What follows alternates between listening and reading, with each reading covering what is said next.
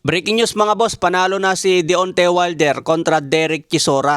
Split decision ang kanyang panalo. Binilangan si Derek Chisora sa round 8 dahil napasandal na sa lubid dahil sa sunod-sunod na suntok ni Wilder. Pagdating ng round 11, na-corner na naman si Derek Chisora at napasandal. Lumusot pa nga sa lubid si Chisora kaya binilangan ulit ng referee. Pero kalaunan nakaganti naman si Derek Chisora at napabagsak niya si Deontay Wilder. Kaya pareha silang binilangan sa round 11. Maraming solid ang patama ni Derek Chisora pero nakayang tanggapin ni Deontay Wilder. Round 1 pa nga lang nagsuntukan ng dalawa sa ibabaw ng lubid. Kaya pumasok pa ang kanilang trainer.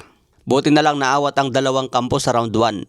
Dahil sa gigil nilang dalawa sa ibabaw ng lubid na nagsuntukan. Maganda naging laban pero ganun pa rin ang estilo ni Wilder. Walang nagbago. Umaasa pa rin sa kanyang right hand.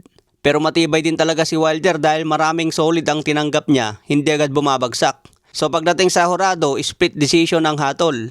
Kung tumaya kayo ng Deontay Wilder by decision, ang laki sana ng panalo nyo mga boss. Dahil malaki din ang odds sa decision pabor kay Wilder. Yung lakas ni Deontay Wilder parang nabawasan na eh. Hindi na tulad dati kapag nakatama ng solid, siguradong bubulagta. Si Wilder kahit tumatama ng solid ngayon parang kaya nang kainin yung suntok niya eh. So tumatanda na rin kasi si Wilder, wala na sa kanyang prime. Kung baga patapos na ang kanyang karera pero lumalaban pa rin sa boxing.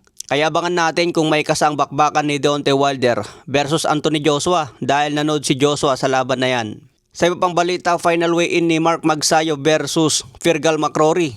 Tumimbang si Magsayo ng 134 pounds samantala si Virgil McCrory 135 pounds. So parehas ang dalawa na pasok sa 135 limit ng lightweight division. Kaya bakbakan na ito bukas April 6 dito sa Pilipinas. Hindi naman daw minamalit ni Magsayo ang kalaban niya pero naghanda siya ng 100% para masigurado ang kanyang panalo.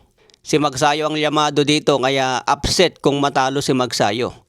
Pero wag naman sana magaya kay Marlon Tapales na inaasahan natin na mananalo pero biglang natalo. Kaya sana si Magsayo ang uuwing panalo bukas dahil ito ang unang laban niya under ng Zuffa Boxing. Sa iba pang balita, Oscar Collazo, tila inantok daw siya sa laban ni Pedro Taduran. Ito kasi ang comment ni Oscar Collazo, emoji na parang inaantok. Sinabi pa naman ni Manny Pacquiao, hinahamon niya ang promotion ni Miguel Cotto. Dahil hawak nga po ni Miguel Cotto itong si Oscar Collazo. Hawak naman ni Manny Pacquiao si Pedro Taduran. Kaya magkaroon sila tuloy na ang rematch sa pamamagitan ng kanilang bata. Nag-comment pa si Oscar Collazo na bahala na daw ang kanilang promoter kung maikasa ang laban. Matatanda na bago ang laban, sinabi ni Oscar Collazo, nakatutok daw siya sa laban ni Pedro Taduran. Para kahit sino ang manalo, yun daw ang kakainin niya. Pero matapos nga pang laban, sinabi ni Collazo, bahala na daw ang promoter kung may kasa. Kaya tila natatakot na naman ata si Oscar Collazo dito kay Pedro Taduran.